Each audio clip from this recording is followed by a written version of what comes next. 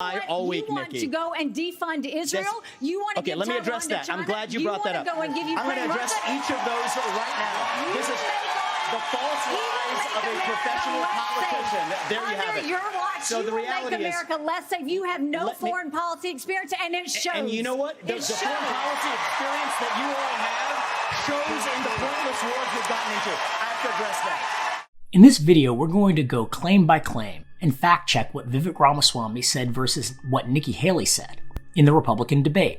So let's get started. Governor Haley, you did not raise your hand, meaning that you would support more funding for the Ukraine war. You have said of Governor DeSantis that you didn't appreciate it when he initially called it a territorial dispute. Why? First of all, the American president needs to have moral clarity. They need to know the difference between right and wrong. They need to know the difference between good and evil. Right. When you look at the situation with Russia and Ukraine, here you have a pro-American country that was invaded by a thug. Okay, claim number one by Nikki Haley, and I quote, "Here you have a pro-American country that was invaded by a thug." Now, is Vladimir Putin a thug? We'll get to that, but first things first. First up, Nikki Haley claims that Ukraine is a pro-American country, but is it?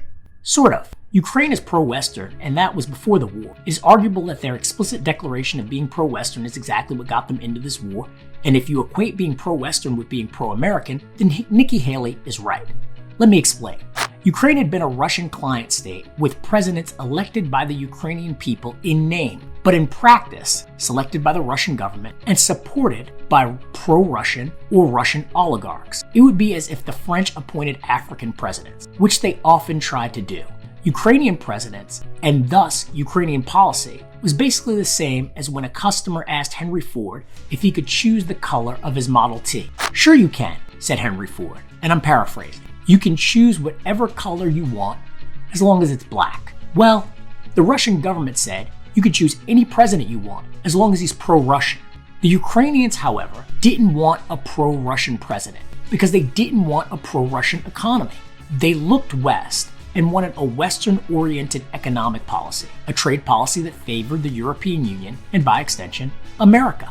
Well, that didn't work for Putin. And so after a brief skirmish that ousted the Russian chosen president of Ukraine and set Ukraine on a direct path of aligning itself more closely with the West, Putin decided that was too much of a threat for Russia, and thus war. You have to understand, as an aside, that Putin did have a point. It would be as if the government of Mexico decided to align itself economically with the Chinese. The United States would quickly move to destabilize the Mexican government and install a puppet more friendly to US interests. So his position isn't illogical. It's actually understandable. Now, what about Vladimir Putin? Is he a thug? Well, it can be argued that all governments are thugs. Vladimir Putin assassinates people. The United States assassinates people. Barack Obama himself, when he was president, was credited with being the most effective terrorist hunter, aka assassin, in modern American history. So being the leader of a government who has people killed, is not novel. Putin is not a thug for doing this. Every head of state does it. It just makes him a head of state. Now, is it something that is to be idolized? No. Is it terrible?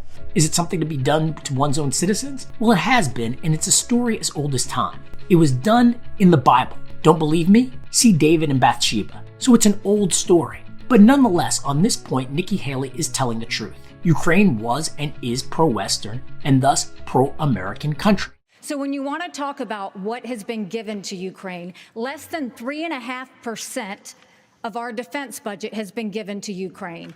Claim number two by Nikki Haley. Less than 3.5% of our defense budget has been given to Ukraine. So let's break this down.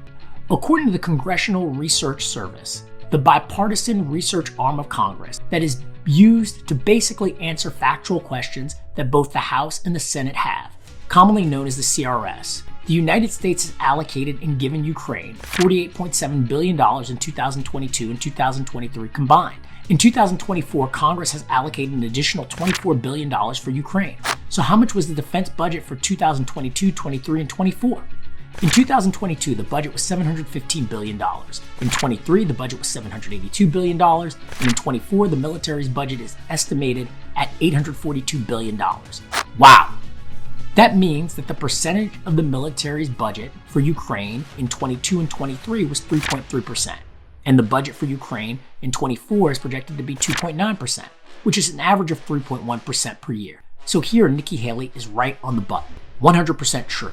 If you look at the percentages per GDP, 11 of the European countries have given more than the U.S. Claim number 3 by Nikki Haley. If you look at a percentage of the GDP, 11 of the European countries have given more than the U.S. On this claim, Nikki Haley's hands are a little less clean. If you look at the chart, you'll see that technically she's right. If you don't know what GDP means, it stands for Gross Domestic Product. Gross Domestic Product is basically a way to quickly figure out the size of a country's entire economy.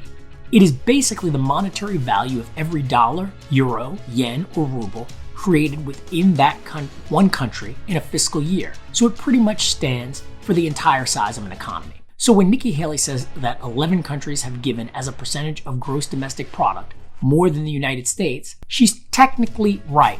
There are 11 countries that have given more than the US as a percentage of their GDP. But when you look at who those countries are, Estonia, Latvia, Lithuania, Slovakia, and Poland, these are all very small countries and very small economies compared to the United States. Here's an example. It would be as if a friend and I went out to eat and I had $10,000 and I gave 1% and he had $100 and gave 1%. Yeah, we both gave 1%, but I actually paid $100 and he paid a single dollar. I mean, we might be friends, but at the end of the day, I paid for the burgers, the fries, the drinks, and the tip. He paid for the straws. So after a while, you're gonna find new friends.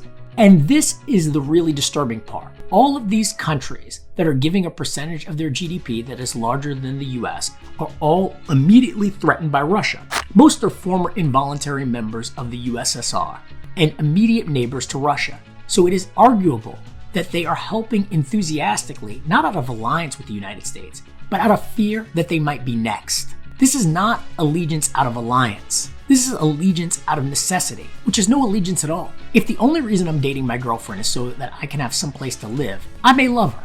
Yes, that may be true. But the more salient fact is that I need her.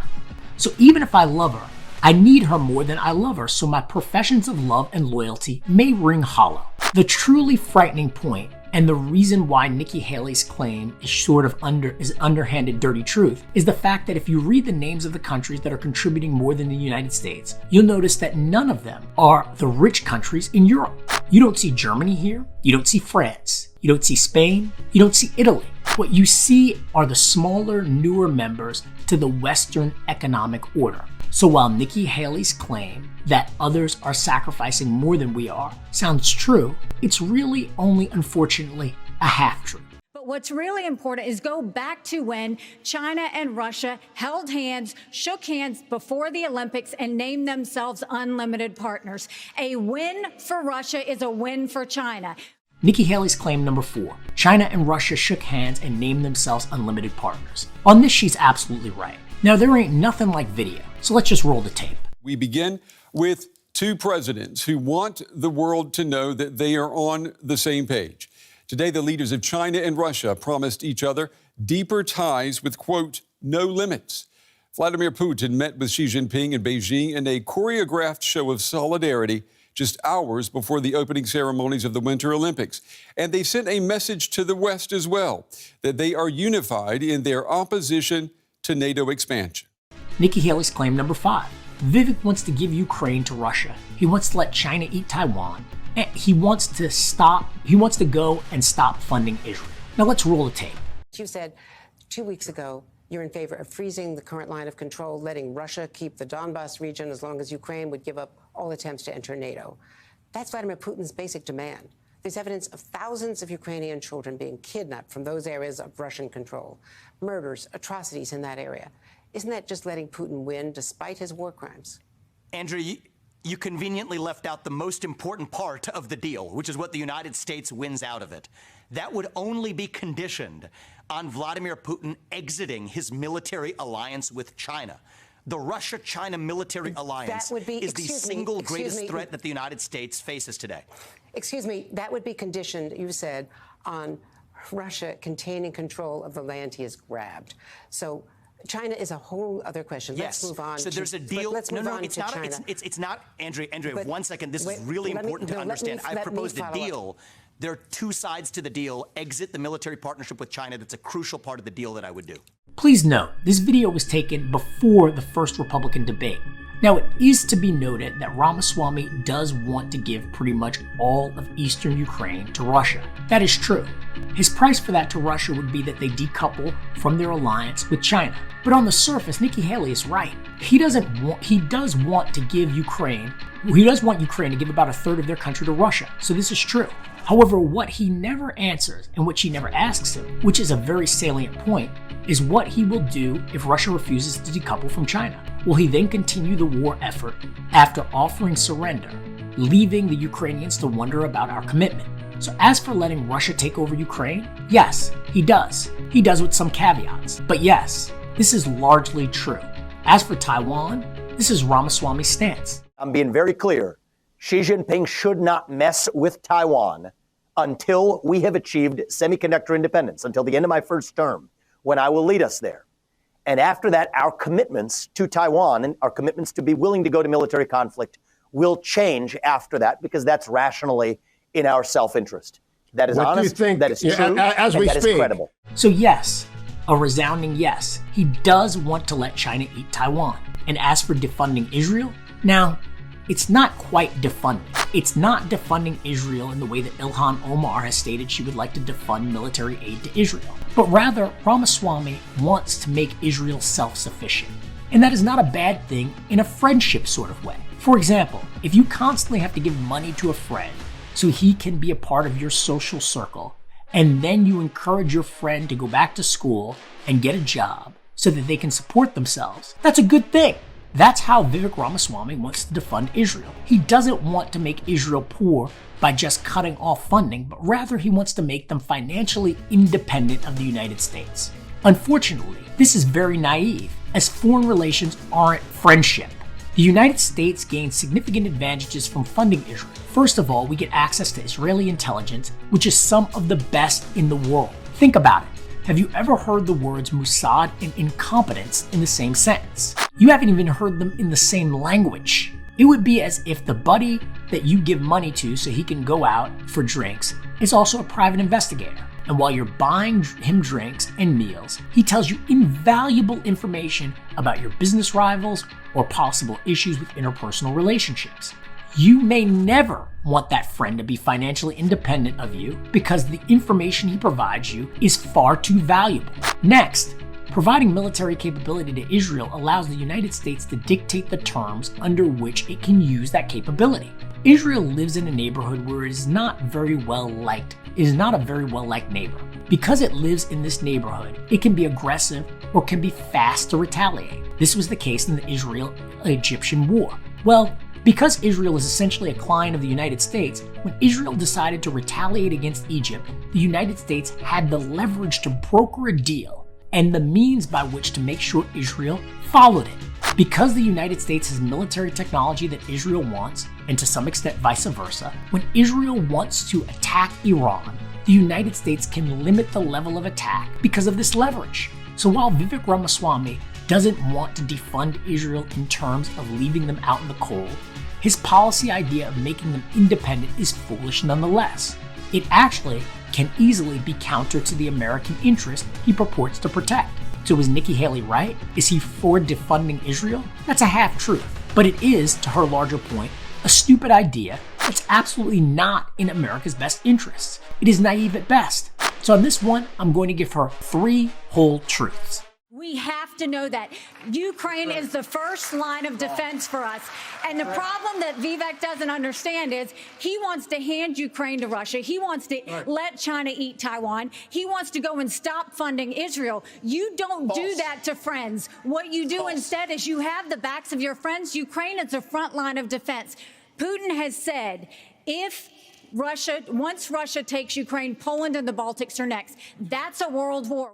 Claim number 6 by Nikki Haley. Putin has said once, Russia takes Ukraine, Poland and the Baltics are next. I looked pretty far and wide for this quote, and I could not find a quote anywhere of Putin saying this. Now, while he has longed for a reconstitution of the Russian sphere of influence, I have not seen a quote that directly attributes his means and certainly nothing that reaffirms this statement. Now, Nikki Haley was ambassador to the United Nations, so I'm not going to discount her statements or her knowledge in total. But I think this quote would be prominently displayed across multiple sources were Putin to actually say it. So in a rare act of deference to her experience, but an acknowledgement of the lack of documentation around this quote, I'm going to award her begrudgingly with a half-truth, even though I'm sure Putin wouldn't object to regaining territory lost in the fall of the Soviet Union and has expressed general disappointment at this historic turn. So we're awarding Nikki Haley with a half-truth here due to the lack of documentation around this quote. We're trying to prevent war. Look at what Putin did today. He killed Prigozhin. When I was at the UN, the Russian ambassador suddenly died. This guy is a murderer. Claim number 7 by Nikki Haley. Putin killed Prigozhin and the Russian ambassador to the UN. Both of these statements are true. Now, in fairness to Putin, Yevgeny Prigozhin did march on Moscow and effectively sought to overthrow the Russian government at the Kremlin. This is treason, and in most countries around the world, the penalty for treason is death. As far as the Russian ambassador goes, he did openly contradict Putin in public and did suddenly die. The Russian government is widely known to assassinate its enemies on foreign soil, and this appears to be the case here as well. So this is a whole truth. And you are choosing a murderer over a pro-American country.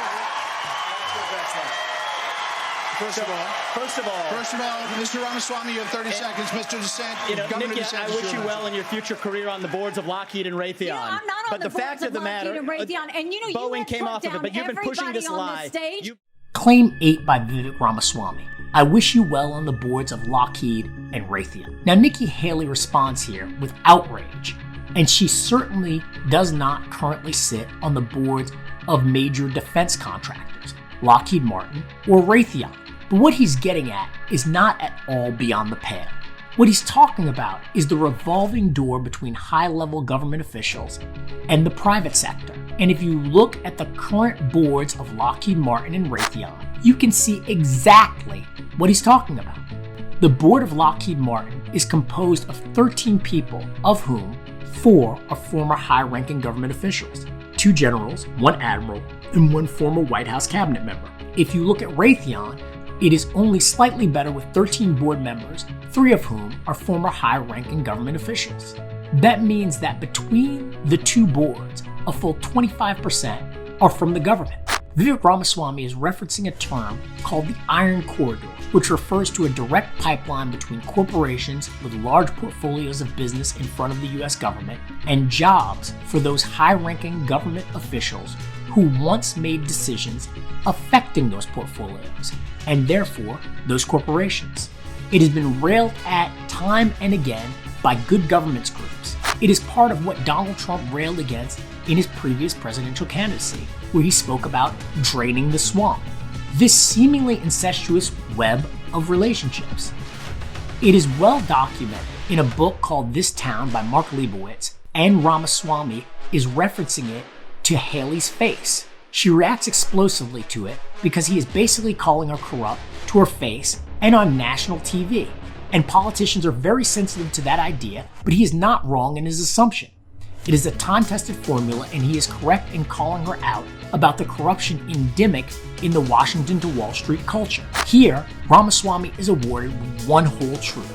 You've been pushing this lie all week, Nikki. You want to go and defund Israel? You want to okay, let me address that. I'm glad you brought that up. I'm going to address each of those right now. This is the false lies of a professional politician. There you have it. Your watch, so the reality is, America less safe. You have no foreign policy experience, and it shows. And you know what? The foreign policy experience that you all have shows in the pointless wars we've gotten into. I have to address that. Claim 8. You have no foreign policy experience, and it shows. She's right. Ramaswamy has no foreign policy experience on his resume. But this is not so much a claim as it is a conclusion. She was factually right about a bunch of points. Ukraine is a pro-American country that was invaded by a foreign power. Now, whether he's a thug or just a brutal leader, of which there are many, can be debated.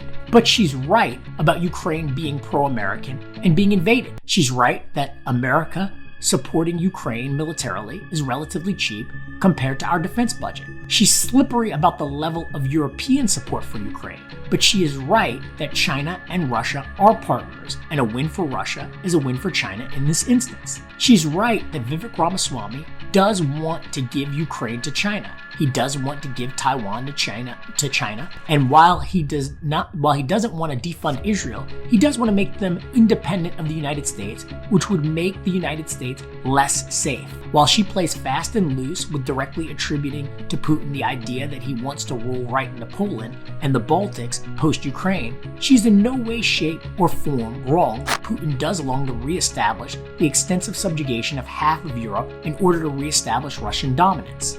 And finally, there's little to no question that Putin's government regularly orders the assassination of those citizens or perceived enemies who step out of line, and has no regard for even avoiding the appearance of doing so. And while Ramaswamy is quite right in stating that Haley and many Washington politicians quickly proceed to work for the same defense contractors and other corporations that they previously regulated, Haley has made her argument, namely that most of Ramaswamy's policy positions do demonstrate some ignorance about foreign policy and could very well make America less safe. And it shows. Why? Because she showed it on national TV. Ouch. Run, Nikki, run. Hey, if you like this video, please subscribe. I love answering your questions and your comments. So please drop a question or comment below, and I'll do my best to answer. Take it easy, and God bless America and everybody else.